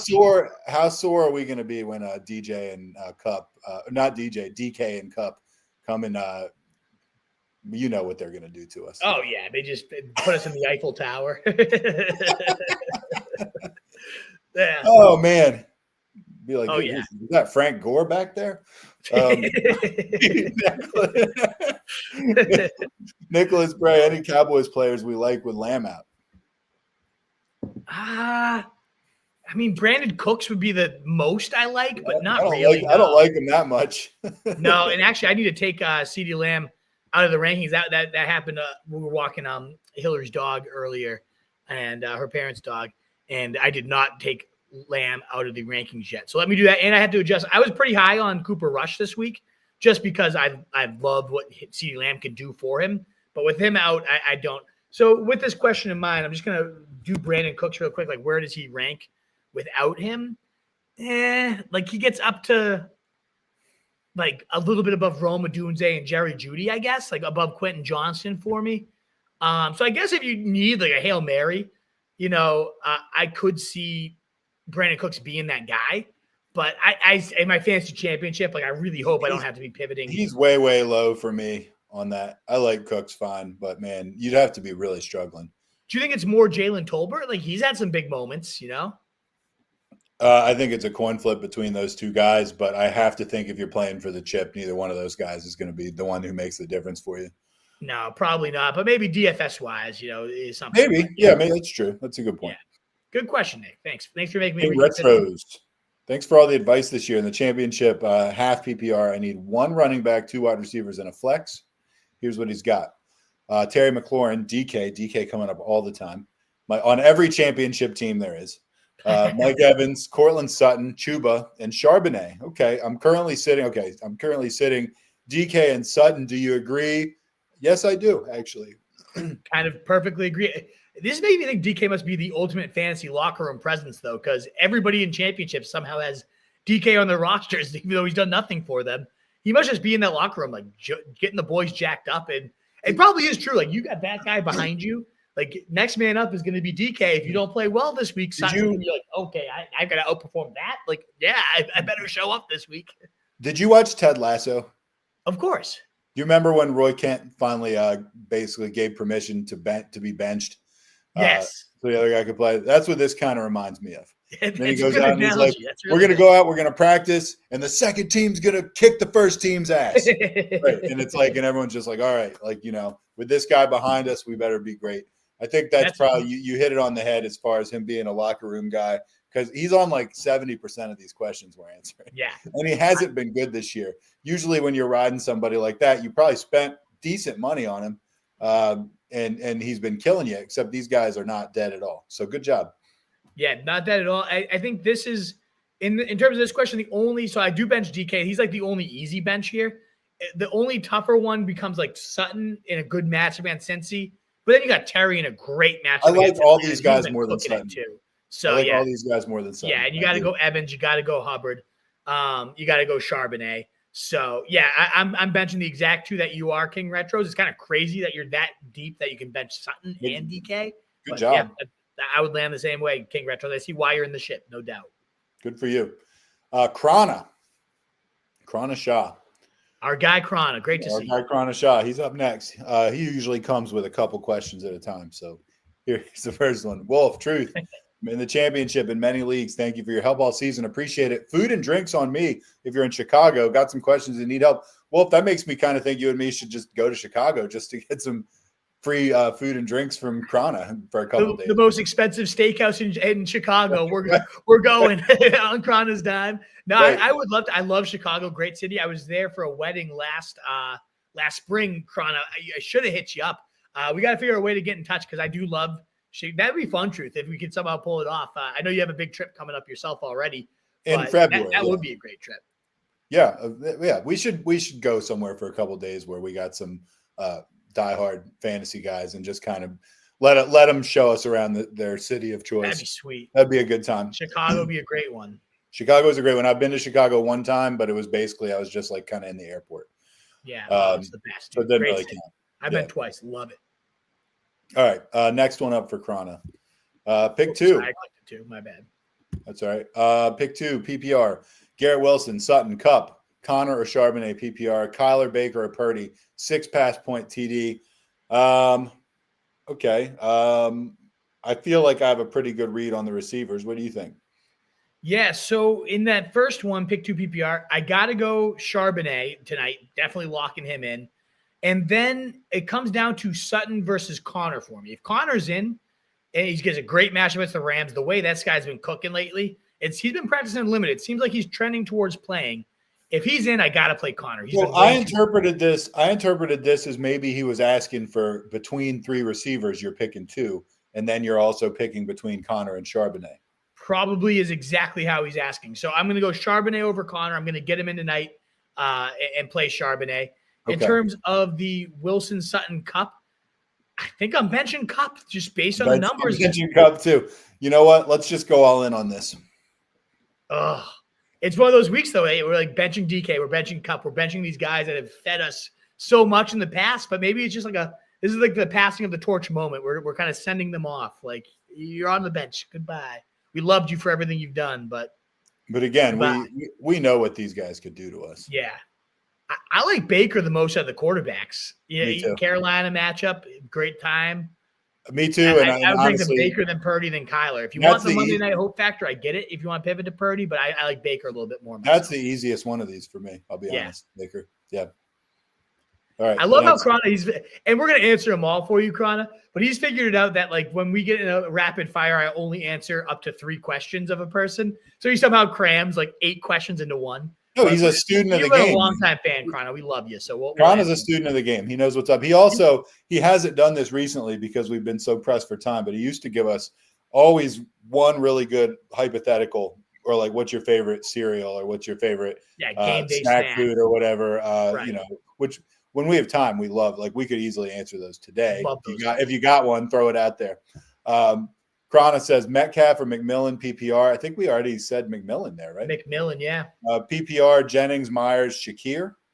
Who you like?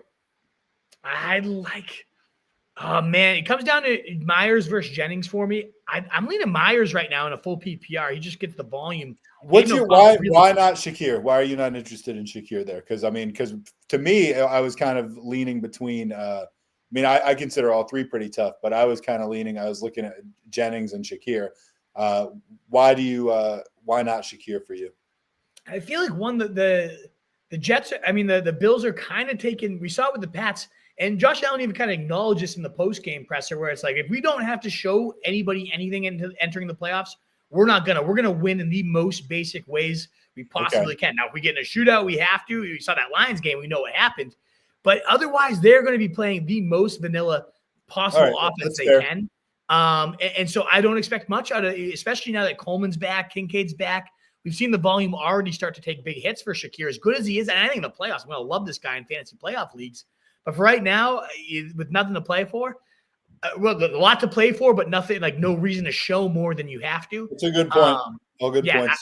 I don't love Shakir this week. They're all in the same tier for me, but I do rank them Myers than Jennings. Myers just such a PPR beast and a great matchup against New Orleans nonetheless too. So I think of all these guys, like 10 catch upside for Myers. I really lean that way. All right. And if Hurts is out, should I bench A.J. Brown and put in one of those 3 choices then? And those are the guys. We saw him really play well. I think AJ. I still put AJ above those guys. Absolutely, he played well with Pickett. That was a nice thing to see for AJ's value. It's like, yeah, if Pickett's in, he can still get it done. And finally, Njoku, if he plays, Hunter Henry or Chig. Thanks, guys. I do lean Njoku. I know DTR is a hideous proposition for this entire offense, but he actually just locks in on Njoku. 14 target day in his first start of this year. Another like 40% target share this last week. Njoku had a solid 10 points. I do like Hunter Henry and Chig quite a bit too, but I'm leaning Njoku for this one. Cool. Guys, I'm seeing 1 or 2 people, that asked a question earlier, maybe panicking and asking it again. We're going to get to them all. We're going to go rapid fire in probably about 10 minutes. And even then, we'll still probably have time to spare at the end. So don't worry about it. Don't panic. Just stay with us. Don't repeat your question. Stay with it. Stay with us until kickoff. And I basically can get, unless we get like 10 super chats or something right now, I guarantee you that we'll answer them all. All right, next up, Droid 209. We made it to the finals. I appreciate y'all so much for helping out. With that said, let's get down to business. Start 2 flex and 1 quarterback. Cups in all these teams too. Cup, Charbonnet, Kyron, or Myers. Quarterback, Darnold or Purdy. I got to say, man, it's hard for me to go against Darnold these days. Yeah. Because I do love Purdy in that Monday night shootout, but it is so close. I'm going to lean Purdy over Darnold just very, very slightly. Good Green Bay pass defense. I feel like that divisional battle, it could go it could either be just a shootout going nuts, and that really could happen, or it might just be a tight defensive battle between the two, and they just kind of button heads the whole game. That's going to be a great game, but I do lean Purdy. Darnold scored me like 46 points. He scored me like 46 points in the last week of the season. So It's going to be hard for me to go against Darnold. Minnesota's got to re-sign. They have to re-sign Darnold now, right? Oh yeah. They have to. Yeah, I think so. I mean, that's a great debate. JJ McCarthy, you draft him in the first round, and then Sam Darnold comes in and just crushes it in your system. I don't see how you can. Especially, we'll see how far in the playoffs they go. If he has Juju dribbling down his legs, we'll see. But we'll see. Also, we want 2 flex here: Cup, Charbonnet, Kyron, or Myers. I got to go with Charbonnet and Kyron. I got to go with the 2 workhorses right there. Pretty easy for me on that one. Yeah, let's go. All right. Let's go, Bulldog. Congratulations to those who are at the finals. With that said, should I start Garrett Wilson or Thielen, half PPR? Oh, and you got Thielen facing off against Tampa Bay. Great matchup. The talent would suggest you go Garrett Wilson, but I got to go with Thielen. I think he lights him up. I agree. I'm going to make sure my rankings reflect that because I'm guessing it's like one of those things where I just kind of don't even think about bumping Garrett Wilson below Thielen, and I should. On a scale of 1 to 10, how excited are you, or how just kind of giddy inside are you that the Jets are as bad as they are? Oh, I love it. A 10 out of 10 because Rodgers is such a loser. 10 out of 10, no notes. Yeah. Good news is I actually had Thielen above Garrett Wilson when I come to look at the rankings too. So good to know, good to see. Don't you think Garrett Wilson's on his way out the door? Come to the Patriots. I think he is so good. Whether it's I think him or Rodgers, one of the two's out the door, and if they're smart, it would be Rodgers. I think they might both be out the door.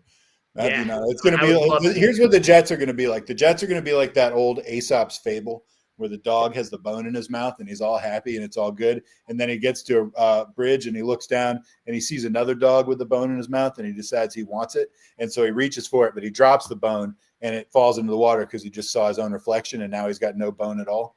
That's what the Jets are. 100%. That's not great. to drop some knowledge on you. To Aesop's fable. I love it. Matthew Noto have pick 3, having trouble with this right now. Achane, Jacobs, Bucky, and Charbo leaning towards the first 3. Whew. That is one of those ones where it's like I said I probably am never going to tell anyone on this show to bench Charbo. I'd play those 3 running backs over Charbonnet. I think he's leaning the right way. You are leaning the right way. Yep. Jeff says flex 1, Ladd, B-Rob, Dobbins, Spears if Pollard sits. Ooh. I would say if Pollard sits, you got to play Spears.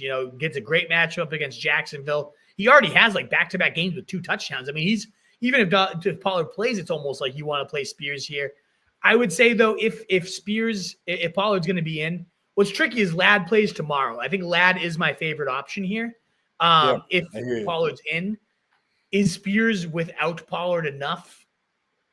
I would probably play Ladd unless we get word that Pollard's really trending the wrong way. But Pollard just keeps barely practicing and then playing and kind of being a nuisance, and Spears keeps getting there. I'd probably play Ladd either way. Jeff is where I'm leaning. That's cool, like that. He'll kill the Pats tomorrow. Pick one: DK, Garendo, or Spears. Garendo, unless if Pollard is ruled out, Spears 110%. If Pollard's in, I go Garendo there. Peyton, should I start Sharb or Bucky? We actually talked about this earlier, and we both said we lean Bucky. We're leaning Bucky over Sharb. I know more guaranteed work for Sharb, but I got to go with Bucky in that matchup. Omar was down 121.44 to 94.44. Quick math here. That means he was down 26.5 points. With Jacobs and Kendre left to go in my semifinal, I ended up losing 120.74 to 121.44 because they sat Jacobs. Wolf, does that strike a chord with you by any chance? Yeah, I mean, Omar, that is so painful. I was reliant on Jacobs as well for that big potential bid into the Best Ball Mania finals. Semifinals, that's just brutal. Your league, you get brutal. Sitting Jacobs you're even tighter though. I needed the touchdown, which he should have had. But you just needed one more carry. You just needed him to catch a 2-yard pass. Right. I'm sorry, Omar. That blows. Fantasy's just – I love it and I hate it. It's the worst. It's the worst. It's the worst and it's the best. RDN says I need 2, Debo, McMillan, or Chig. That's PPR, tight end premium. I still got to go with the 2 receivers. I know Chig gets benefited, and the targets have been very real for the guy, but love the way both those receivers are cooking. And if Chig just disappeared, it wouldn't shock anybody. Metcalf or Swift, Dylan wants to know. I got to go DK in that one. Yeah. At least you have the shot. I mean, upside. Swift's been absolutely nothing for the last 8 weeks. And now I know. I was going to say, like 2 months ago, he had a really good game or two. Yeah. It's been a long time since we've seen that. Richard, Standard League, Pollard or Swift, free agent available, Spears, Dobbins, or Guerendo. I mean, honestly, those 3 guys that are available look all right to me. I like all 3 of those more than Pollard or Swift. Right. So I would rank them as of right now, Guerendo, then Spears, then Dobbins. I don't think Dobbins is going to play. If he does, it's probably going to be limited. If it's probably Guerendo for me, the only case being if Pollard's ruled out, then Spears becomes the guy. Yeah. Right. So you're going with either Guerendo or Spears. You're not playing one of the guys. Cut Swift. You don't need Swift. He's a loser. Bulldog says Dolphins D against the Browns or Colts D against the Giants. You're talking about 2 of my top 3, but I have Dolphins as my number 2, and my Colts is my number 3. So I'm gonna go. I don't know though. What do you think? I'll be honest. I'll be honest. Like, who do you want to target? I'm leaning Colts on that one. Yeah, I probably would end up actually going that way too. I don't know. I mean, but they're both great picks. They're my top 2 defense. I actually had to look. So I know they're my top 3, and I looked and it's literally 1 and 2. So I mean, the best 2 options you could have. Roll of Dallas, PPR, sit 1, Debo, Terry, Higgins, or DJ Moore. Ooh. All right, I know what I think. What do you think? I'm sitting probably DJ Moore here. It comes down to DJ Moore or Debo. Yep. I'm going to sit DJ Moore, though. Debo just seems to be back and, fired up to just close this year out well. Great matchup against Detroit.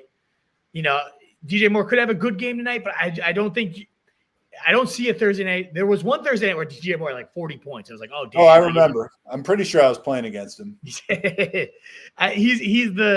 4th on my list of 4 great options, but I would sit DJ Moore. Truth, what do you think? Should I rapid fire this one? We got about 20 minutes till kickoff and a lot of questions. I think if you rapid fire, you could probably kill it in 10 minutes, and then we can shoot the shit about whatever after that. So perfect. Yeah, I'll rapid fire it. Wolfpack, if you want more in-depth answer than a rapid fire, the super chat is your way to get it and to support your boy.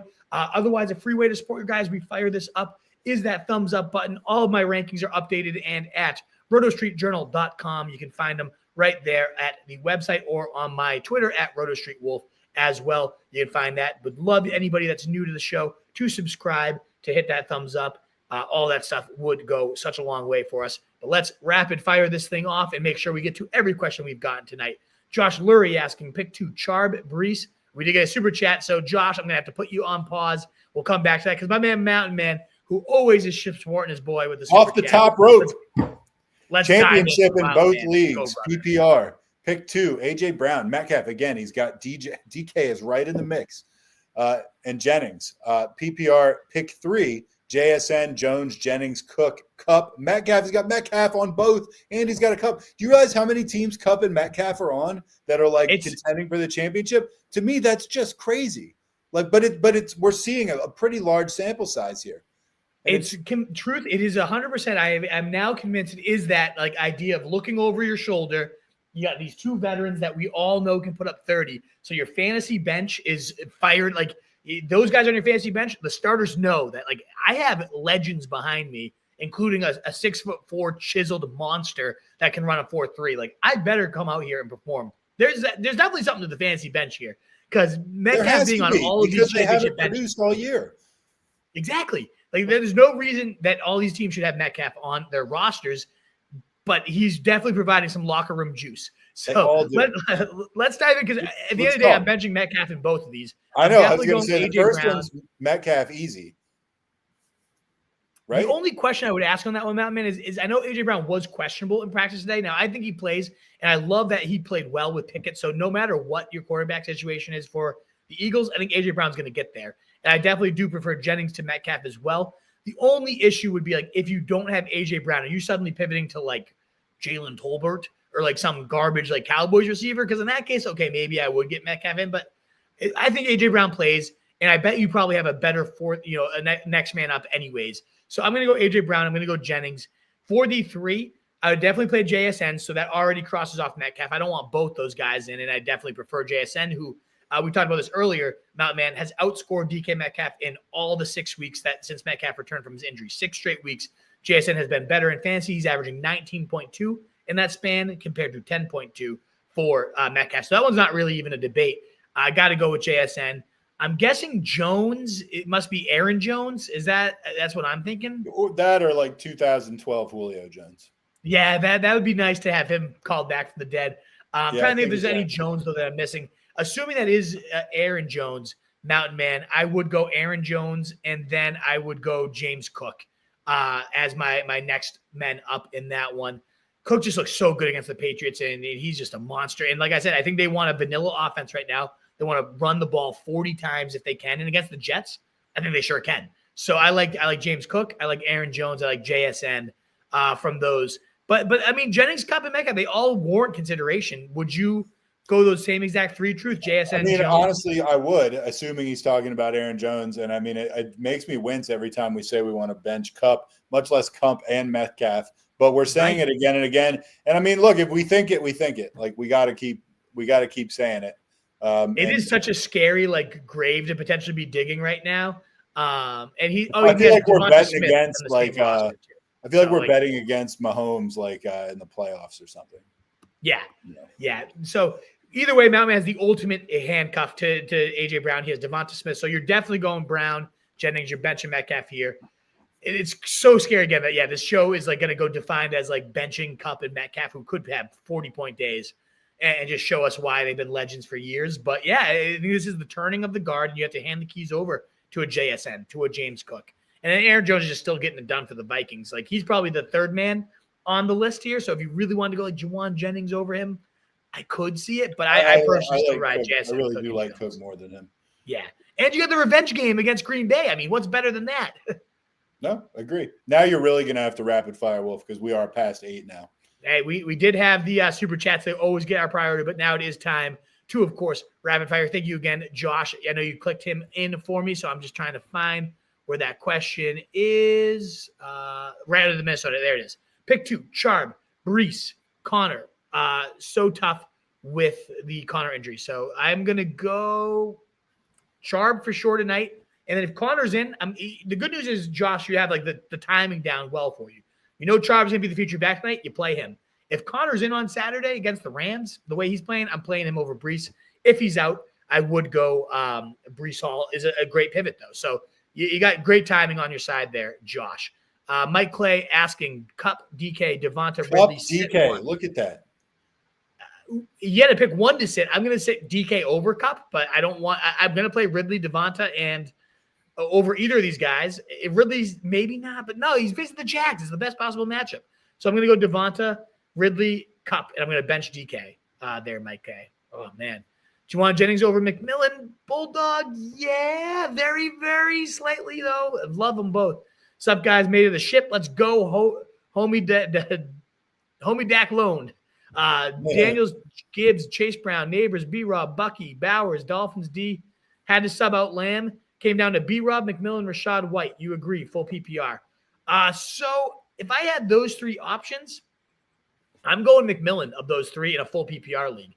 I'm writing it out. And I would go – I like Aubrey myself as a kicker, but, man, you can't argue with Bates at all either. What's up, Pat? He says, hey. And then we are on Charbonnet over Connor. Yeah, just because we don't know if Connor's going to play, and I don't want to pass up a feature back potential of Charbonnet tonight. We got Chase Brown and Gibbs as running backs. Yeah, you're not benching either of those guys either. And sure, yeah, I definitely go Charbonnet tonight and let it rip. Stim saying Tua, Gino, Richardson, Bryce, or May. I would lean with Richardson. And if he does not play, I would lean on Tua for that one. I would go Henry over Kincaid. And then if Spears as the lead back, I would go Spears. If Pollard is in, I would lean to Tracy for that one. BVB, you put question marks. I'm not sure what your question is. I did not see one from you, but would be happy to answer anything that you have. DK over Grendo or Spears? I think I'd rather wait and see what Spears is. And even if Pollard's in, it's probably better to play Spears this week anyways with that matchup against the Jags. We got DJ Moore or Ladd. I would go with Ladd there, Casey. Goff or Herbert. I am going to go with Goff for that one, Casey, as well. Charb or Keenan Allen. Ooh, I love Keenan tonight, but I got to go with the feature back of Charb on that one. Jesus Marquez is asking Metcalf or McMillan. Please answer. I would go with McMillan on that one. MVM Mi Vale Madre MHJ, JMO, Debo, Neighbors, pick 2. I would be going with Neighbors and Debo, very slightly over JMO. I don't know about Debo versus JMO. I'd have to come back on Sunday at 8 a.m. MVM, but right now I am leaning Neighbors, Debo, very close. And I would go Hawkinson over Okonkwo despite that recent volume bump for him. One last question for Chrono. McConkey, DJM, or Shakir? I would lean with McConkey in a full PPR there. David, I'm going to answer it once, but please don't repeat your questions. I'm going to go Charbonnet over DK myself. LeGrisk, McMillan, Thielen, JJ, or Drake London. I am leaning with Thielen. Well, if JJ is Justin Jefferson, I mean, you got to go with Justin Jefferson. I don't know who else it would be. You're definitely going Justin Jefferson, and Thielen would be my. It would go. I would rank them. JJ if it's Justin Jefferson, JJ, Drake London, Thielen, then McMillan is how I'd rank those guys. $10 yours either way. I appreciate it, Randy. You're very kind and generous, but do let me know how it goes, what you decide.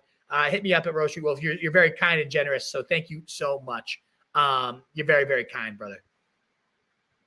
Pick one for flex. Higgins, Cup, Charbonnet, or DJ Moore. I would go with Higgins. No, I'd go Charbonnet very slightly over Higgins would be the next man up there. Jay Grippy. Alrighty. Are we worried about Sharp's workload? I don't think so. No, I'm not worried. I think that was more so just like game out of hand type of thing, Jacob. I'm not worried about McIntosh. I see, again, a guy that's had 79, 95, and 85% of snaps. I'm not worried about Sharps. 4 games, all of them have been rock solid, Jacob. 3 top 10. 1 outside the top 10 was still running back 16. I'm riding that guy, no doubt about it. Then we got Jay Addison, Keenan Allen, or Charbonnet at flex. I would lean Charbonnet over those 2 receivers, and I love both of them for sure. Flex 1, Ladd, B-Rob, Dobbins, or Spears if Pollard sits. It's Spears if we Pollard already sits. answered that one, actually. Yeah, I think you repeated that one. It's Ladd most likely because we're not going to know. Never trust him. Purdy again, says R Cannabis. I get it, but he had 20-something points last week. He didn't even look good. And now he gets a good Detroit shootout-style game. Jane Tonnerre, pick 3, Mike Evans, Charbonnet, Jacobs, and Irving. Oh, man. I think I'll bet you Charbonnet. Those options are all just too damn good, Jay. That's so funny watching you combine those because I'm pretty sure that says – it looked to me that says Jay Newton Air. but Jane Wanter. I was like, yeah, maybe. I don't know. Yeah, you're probably way closer than I am there. It does come down to Charbonnet or Evans for me. I think I bench Charbonnet, but that's very, very close for sure. Bryce Grime asking Tracy Jr. or Swift. Definitely Tracy Jr. for me, especially with the lose by 20, even more upside in my opinion, but I don't like Swift at all. Championship, 2 receivers, 1 flex. DJ Moore, Scary Terry, Ladd, or Mike Evans. I would go with Mike Evans. I would go with Scary Terry, and I would go with Ladd, and I would go Goff over Herbert. What's going on? Giuseppe lost last week by 6. Brenton Strange was horrible. He killed me too. Giuseppe, I hate that guy forever on the 3rd place game. Sorry, we're not in the championship, Giuseppe. He killed me too, if it means anything to you. We live and die by the advice we give, and it sounds like we both died, Giuseppe. I'm sorry. Sucks. Screw Brent Strange. I would spit in his face if I had the opportunity.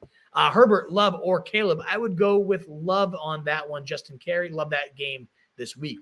Start 2, DJ Moore, Sutton, or Breece Hall. I would bench DJ Moore and play Sutton or Breece Hall in that one. Adrian Garza. Keenan Allen or McMillan. I would go with Keenan Allen over McMillan. I love McMillan, but I like Keenan Allen even more. Quincy Davis saying championship need 2 running backs, 2 receivers, 1 flex. Gibbs, Kyron, Charbonnet, Garendo, Ford, Jennings, Debo, Thielen, Waddle, McMillan. Jeez. All right, you're obviously playing Gibbs and Kyron. Like, this is one of those questions. It's like, come on, dude. You're playing Gibbs, you're playing Kyron. I would flex Charbonnet. And then for the wide receivers, I am going to go Debo and Thielen very slightly over McMillan there. And then we had, just the last couple here. I had Lamar, Achane, Connor, Evans, Tyreek, Bowers, Monty going to the playoffs. Monty's out and Connor is most likely out, so we need 2 with 1 running back at least. Myers, Ford, Spears, Madison, or Hawkinson. So for the running back question, I do think Spears is probably the best option even if Pollard in, but he's a home run if Pollard is out. Ford would be the next one that's closest to me, and I would definitely play Myers as the other option to start. I would not play Madison with it on the line. I like Hawkinson, but I'd much rather have Madison. So for the running back, comes down to Spears versus Ford. Even if Pollard's in, I'd probably still play Spears, though. Start 1, Kraft, Hawk, or Strange. Definitely never Strange. I will never, ever recommend Strange again, Quincy Davis. I would, again, rather kick him in the balls if I could. And then he would beat the living hell out of me, but still, it would be fun. for that brief second. And I would go probably Hawkinson over Kraft. I like that divisional shootout there. And then I would go, especially now with Cooper Rush not having CeeDee Lamb, I think I lean Philly defense. I think they're a great play this week for sure. But right, since we just hit the last question, we got 5 or 6 minutes before kickoff. I feel like I'm obligated to ask you, have you been paying attention to the gifts that these quarterbacks have been given their offensive lines? I have. Okay. Thoughts? I mean, because I got thoughts.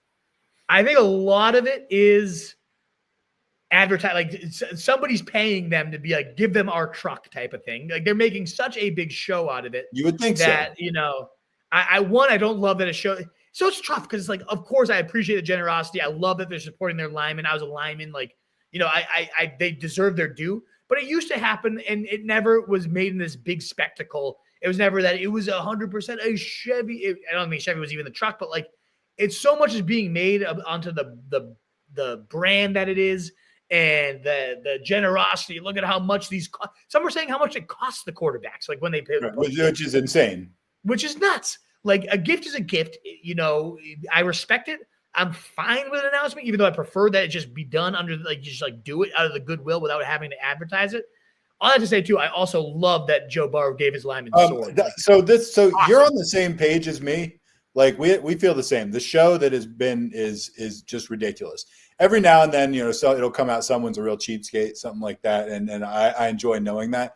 But the fact that Burrow went and got legitimate, authentic samurai, these aren't like ones that just got made, like real samurai swords for each one of his guys. And then I heard, and I don't know if this is true or not, did Lamar Jackson then give all of his linemen guns?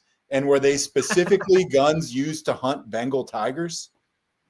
Oh man, is that no true, idea. Or was that just some bullshit I saw on social media? Because if that's true, could be BS. I mean, have no idea. It sounded crazy to me, and I was just like, I got to ask if this is true or not. But I love the swords. I will say that Caleb Williams' gift. I think I heard he gave his linemen all like a free trip to his personal nail tech because he likes to paint his nails. That has to be made up too. That can't be real. Well, when I saw that, I was just like, "There's no way that's true." No, that cannot. That's made up.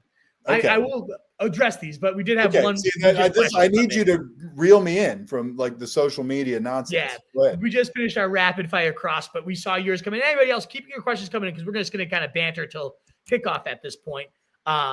He needs to bench one: Charbonnet, Bijan, Achane, or Gibbs.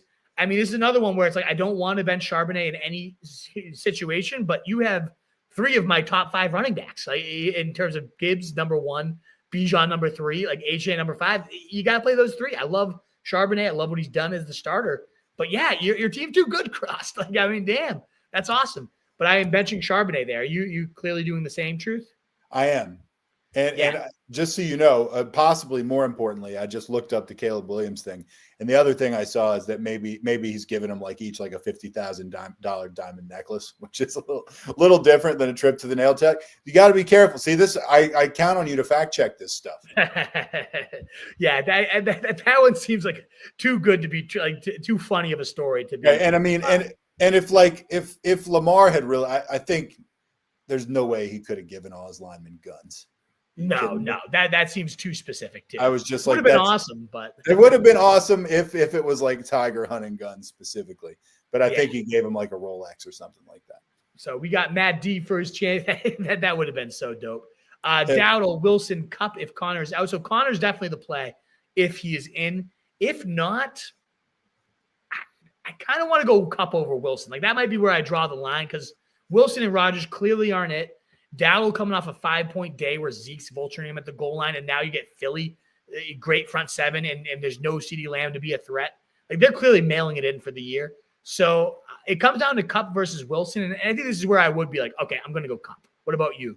I agree. This is exactly where I would draw the line. But Matt did ask just at the end, Spears. I mean, especially if Pollard's out, Spears 100%, but man, I think it's interesting. He's certainly over Dowdle for me. It is 110% Spears if Pollard's out. It's kind of Spears almost anyways. Last but not least, Jonnu or McMillan, PPR. Oh, that's a good one. The Minnesotan, I would probably – thank you so much. Double super chatting today, Minnesotan. Greatly appreciate it. John has been so good. I'm leaning McMillan. I'm leaning McMillan, though, too. 3 straight games, 4 touchdowns in 3 games, tons of first read targets, clearly a designed part, gets Carolina a good matchup. I'm going to go with McMillan as well. Thank you again so much for those super chats. And guys, on your way out, please consider that thumbs up button, the heart button, the retweet, the share, just to get us out to more people. A new subscription. If you haven't subscribed already, we'll be hitting content all of the offseason. You can find me personally at RotoStreetWolf on X, Twitter, whatever you want to call it these days. But you can find all of our content as well at RotoStreet Journal, where all my rankings will be. It's awesome. Great writers. My rankings are updated daily on that site as well, rotostreetjournal.com again. And please, I do like this last comment. I know, we got to read it. Gibbs, Bijan, Charbs, no question. Just letting you know I'll be jamming it down my opponent's throat over and over and over again. The word stop will not work on me this weekend. It's a good one to end our season on, man. Thank you. That's a phenomenal send-off to the last comment for our Thursday night show, the last Thursday night show of the season. What gets better than that? Your poor opponent. Just continue to jam it. And yes, the word stop is not in your vocabulary. I understand that one, Dan B. Good luck in your championship. Yeah, that's it. I can hear the gags already for your opponent. Good Lord. What a way to cap off Thursday night. But you guys have been so awesome. I'll be live one last time on Sunday morning at 8 a.m. It's been such a fun year, though. Truth, I love doing the show with you. We've been doing it for God knows how long at this 8 point. years, every year. maybe 9.